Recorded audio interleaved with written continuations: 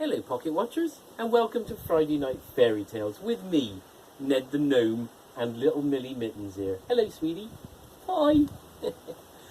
Well, this evening's fairy tale is The Princess and the Pea. Are you sitting comfortably? Well then I'll begin. Once, long, long ago, there was a wonderful and particularly handsome prince. He wanted to marry a princess, and this was very important. She had to be a real princess. Not a silly princess, not a haughty one, and not a mean one either. A real princess. So he set out on a quest to find one. He travelled all over the world across many great lands. He climbed mighty mountains, for he was fearless at climbing. He searched everywhere. He looked in castles and fine palaces, by rivers and streams, in gardens and in forests. He even looked under weeping willows and on desert islands. Well, the prince found plenty of princesses, lots of them. They were all over the place, but he could never be sure if they were real princesses or not. There was always something not as it should be. Some were silly, some were haughty, and some were just plain mean. So at last his quest came to an end, and he wearily made his way home. He was downhearted. In fact, he was almost broken-hearted because he did so want to find a real, genuine princess. Well, one evening, as the prince was sitting in the palace with his parents, there was a terrible storm. It rained and it rained and it rained, and the thunder clapped and the lightning flashed. Suddenly, in the moment between an almighty crack of lightning and a deafening clap of thunder, there was a knock, just a little tap, tap, tap on the palace gates. "Who could that be?" asked the old king, and he went to find out. Standing there in the pouring rain in the middle of the raging storm was a princess. But goodness me, what a sight she was! The rain poured down from her head to her toes. It ran in rivulets from her hair, trickled down her dress, and dripped into her shoes like a waterfall. Still, she said she was a real princess.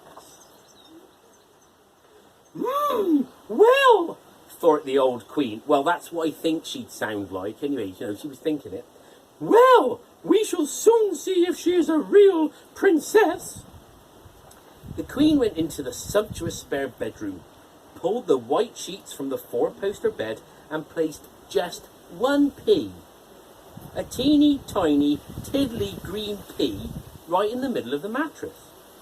Then she piled 10 big fat mattresses and 4 woolly blankets on top of the teeny tiny tiddly green pea. Finally, on the very top of the tottering pile, the old queen spread a fine cotton sheet, 1 white silk quilt, 1 delicate lacy coverlet, we don't even know what a coverlet is, and a plump feather pillow. It all looked very soft indeed, just like Millie Mittens. Yeah. Well, the bed was so high, it almost reached the ceiling. So the queen asked her footman to fetch a ladder, because the princess would need one to get into such an extraordinarily tall bed. And that was where the princess slept for the night. Now in the morning, once the sun had risen, the old queen went to the princess. "How did you sleep?" she asked.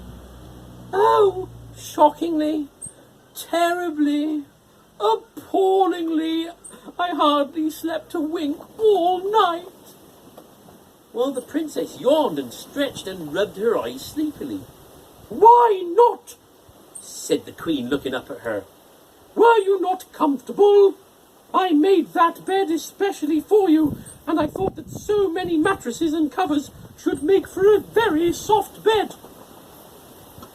"Well, thank you for your kindness," said the princess, "but heaven only knows what was under the mattress. I lay on something hard and solid, and I'm black and blue all over." Now the old king and the queen and the prince knew without a single teeny tiny tiddly doubt that the princess was a real princess. She had felt the pea through 10 big fat mattresses, 4 woolly blankets, a fine cotton sheet, 1 white silk quilt, 1 delicate lacy coverlet. I still don't know what that is. and a plump feather pillow. And only a real princess would be that sensitive. Well, the prince and the princess were married and had the most splendid wedding cake, covered with icing in the shape of sweet green peas. Oh, well, that's all for me. See you again soon. Bye.